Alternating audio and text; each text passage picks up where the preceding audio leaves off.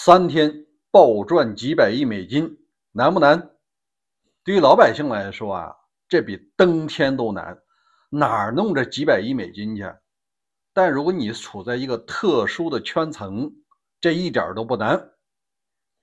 大家好，我是大卫，美西时间2025年5月25号，欢迎来到大卫观点频道。咱们今天聊7件有意思的事儿。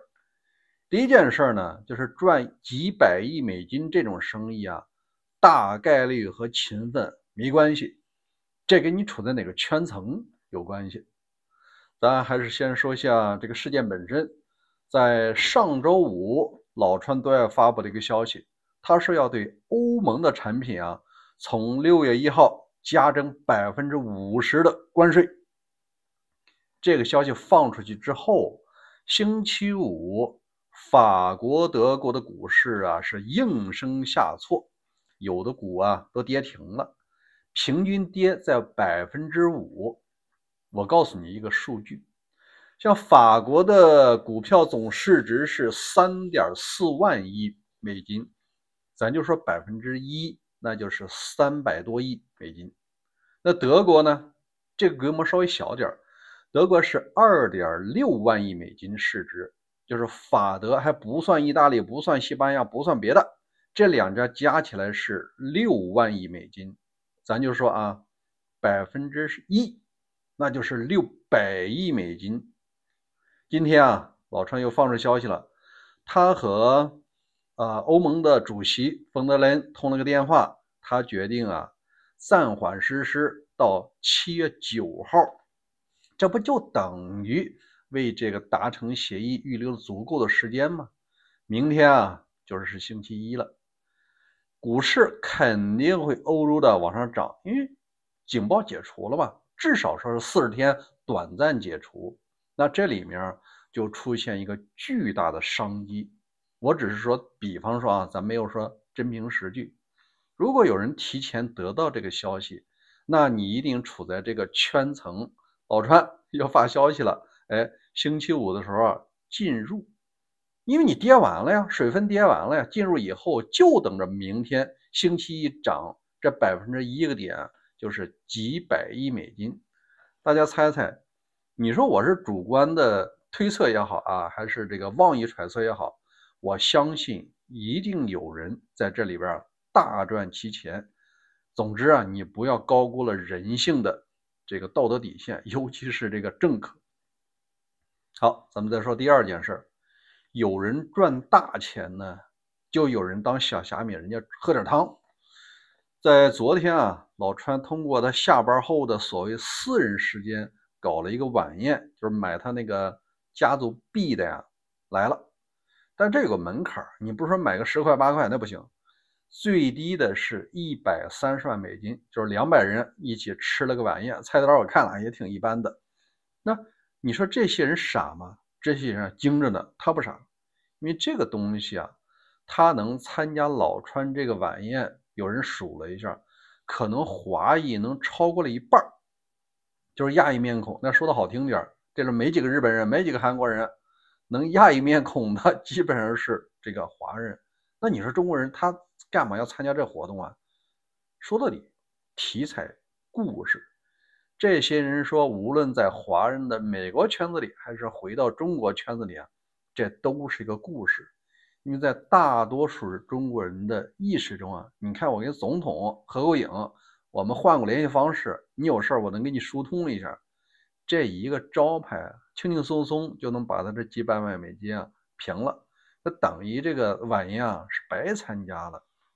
因为接下来呢，他完全靠把这件事儿全赚回来。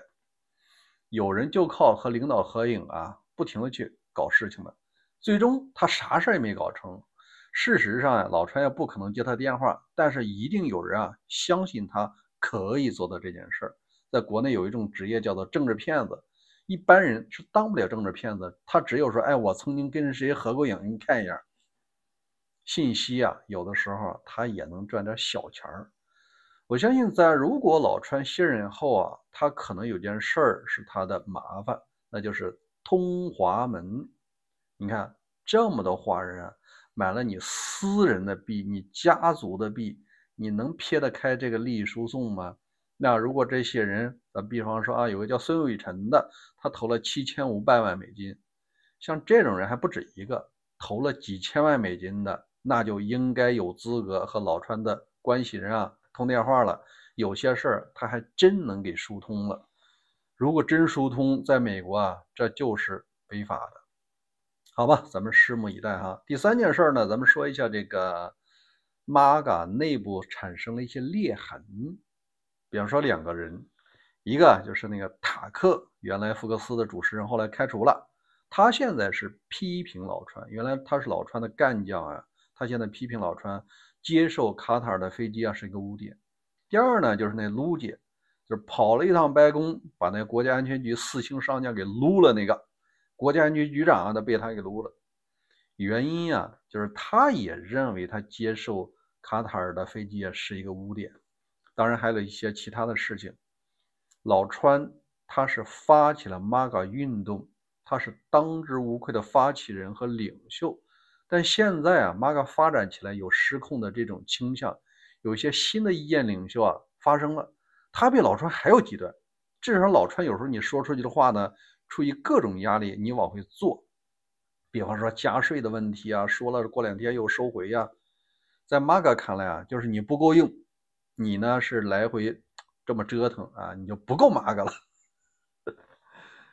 这种让我们想到另外一件事，就是所有极左的或者极右的呀，他都有这种情况，就是你底下的人啊，最终把自己的领袖给吃了。给你举一个现实的例子，法国啊，去年有一个人物叫勒庞，她是那位一个政党的女士哈，她就曾经把她爸爸开除出她那个党，连自己的亲爹都不认。为什么呢？他亲爹是这个党的创始人，最后他女儿上位了以后，把他爹给清除出党了。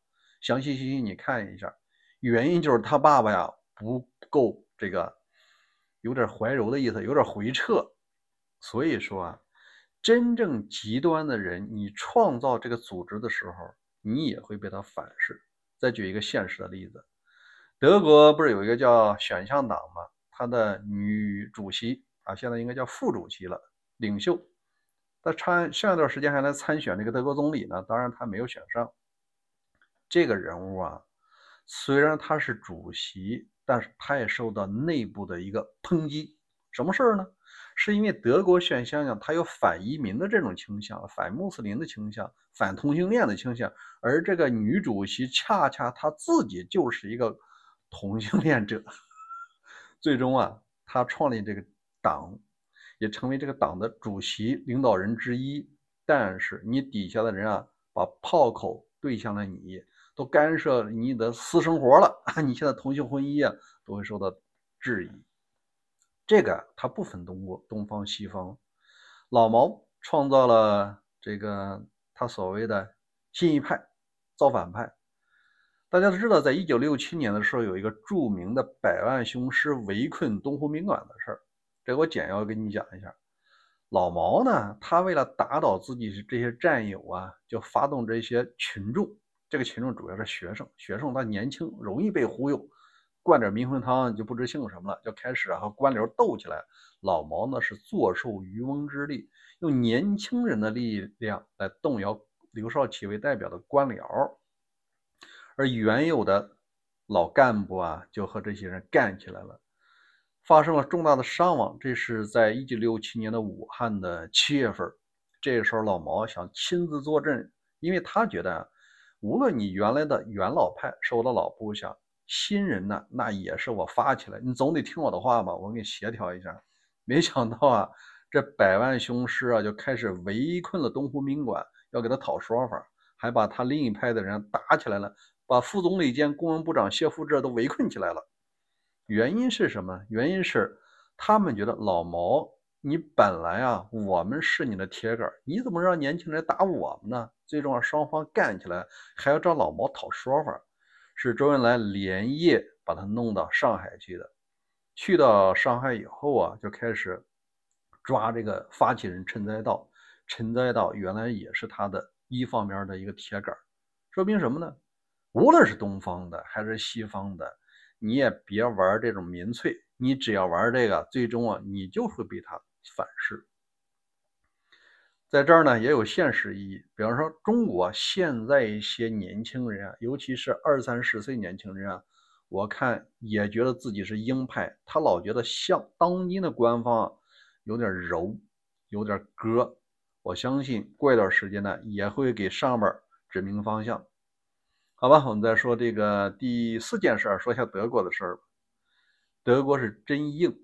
昨天我提了一个消息说，5000人的立陶宛旅啊，已经开始进入了400人。这次啊，不仅仅是说向外驻军这么简单，德国的新总理默茨也是誓言在2027年以前啊，将把国内 GDP 的5%全部用于军事。现在只有2.1%，等于要翻1倍还要多。那具体的目标呢是人数啊，军人数扩展到24万。德国的军队啊不拼数量，但是它很精很厉害。第二呢，会增加空军的飞机、战斗机，还有是陆军的坦克和海军的舰艇和潜艇。海陆空如果说一块发展的话呢，它的目标是成为欧洲最强的军队。这个最强应该会压过法国和这个英国。目前法国就是这3个国家，意大利都不能往上算，意大利打仗向来是不行的。我相信啊，从常规人数和总体战斗力应该能盖过法国、英国。因为英国它毕竟不在大陆上啊，它派过来也不容易，影响力是有限。那法国的杀手锏主要还是核武器和战斗机，在陆军这块不行。如果陆军能打的话，二战的时候就不会投降了，对吧？好吧，我们再说第5件事，东亚的一件事。打仗啊，有时候就是魔高一尺，道高一丈。咱们前段时间看了个笑话，就是朝鲜下水的第2艘5000吨级的驱逐舰，下了一半下错了，哎，船尾下了，船头没下去。据说现在也没有修好，是因为他没有人去帮他做这件事。即使说大俄帮你去啊，这也得需要花时间。这事儿都过去快1星期了，据说有5个人被抓起来了。你把这几个骨干、厂长、副厂长、总工程师都抓起来了，谁干这活啊？下个月修复更不可能了。那我们聊的倒是另外一个维度的事。韩国啊，一直是朝方的主要威胁目标。它毕竟还有领土纠纷吧，38线还存在啊。事实上并没有完成法律上的停战，目前法律上还属于叫战争状态。这个韩国毕竟属于是技术碾压型的，现在它推出一个产品，这是韩国现代造船厂最近呢，在一个航模展上，就是航空展上推出自己的无人机航空母舰，这个是5000吨级排水量。这个东西啊，它其实是专门打那个另外朝方的5000吨级的，因为它用的不是另外的传统的那个对轰，它用的是蜂群战术，就是我这5000吨级出去啊，不是战斗机轰你，而是海量的无人机。这个无人机它会从多方位，就像一个森林一样，把你给覆盖起来。大家知道这个一般驱逐舰的防空是靠密集阵啊，或者靠那个导弹，但你导弹搭载量是非常低的，不超过100枚导弹。第二呢，你这个密集阵啊，你不是说所有的360度不现实。如果说这种海量数百架甚至上千架的无人机多批次的饱和攻击，你一定会造成朝方那个导弹的过载啊，突然换弹壳花时间的时候，你这个几百架已经下来了。所以说啊，小三炮现在第2艘搁浅了，即使是这2艘你都下水了，对韩国呢也形不成战斗力。如果韩国同时多派几艘这种无人机航母，这个新战法啊，这也是碾压级的。而且呢，它这个舰艇啊，韩国它有可能会进一步出口。这小胖子以为说我造了一个巡洋舰，而且能搭载战术核武器，耀武扬威在东亚呀，看来这个梦注定是要碎了。好，我们再看第6个事啊。国内最近热议2件事。第一件事呢，就是湖北省委书记、省人大委员主任，他最近呢，在这个省委导向的培训班上啊，这个培训班主要是培训区县委书记一把手的。他提了3个词儿，非常刺耳，叫做响当当、硬邦邦和嗷嗷叫。你听着这不像什么好事儿是吧？很粗俗。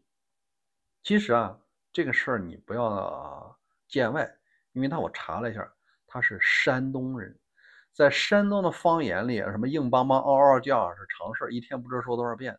第二呢，这个人他是警察出身，他虽然学法律，他的第一份公务员工作是在山东枣庄当那个侦查员，当警察出身的，后来一直干到什么交警队队长、政委，一直干到这个现在的省委书记。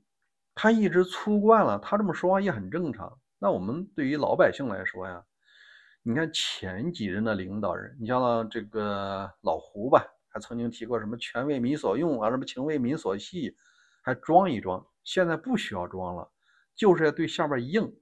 你想硬邦邦、嗷嗷叫、响当当，他对谁硬？他肯定是对统治下面的民众硬。那民众一看，你要是这么干，你也不装了，那我也不装了呀。如果说两方都不装了，这个矛盾就没有一个空间了。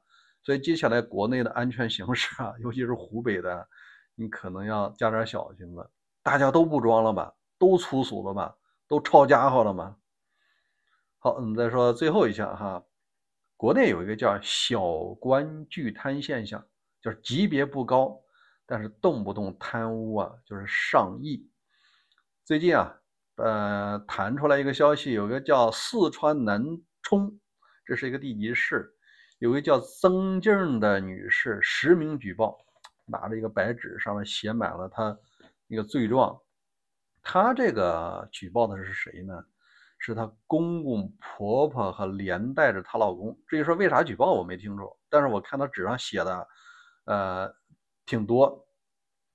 他写的是什么呢？他的公公是四川南充物价局的一个检查监督分局的局长，他的婆婆是工商银行南充分行的计财处处长。我跟大家讲一下啊，南充是地厅级，物价局属于县处级，这个分局呢，它就是个科级，顶多是一个副处。那你说这一个小官，那属于是末级了。他贪了多少钱呢？他说了，超过1个亿。这个钱主要是通过什么形式存在？不是在这俩人存着，这俩人太敏感，在就是在她老公的名下存着。她老公呢手里有几张别人名下的银行卡，用他网银进行操作。据说呢理财就超过了1000万，房产商铺有8套。包括是各种的红木家具、什么金银首饰，加起来呢是超过1个亿人民币。我想呢，谁最高兴啊？那就是南充的纪委和省里的这个纪委。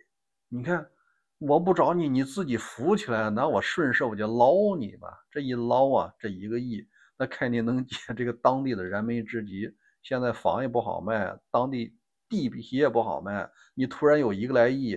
不挺好吗？这就让我想起了这个和珅。和珅当了一辈子贪官，最后呢是和珅跌倒，是嘉靖吃饱，他儿子就是乾隆的儿子得了这个忌了。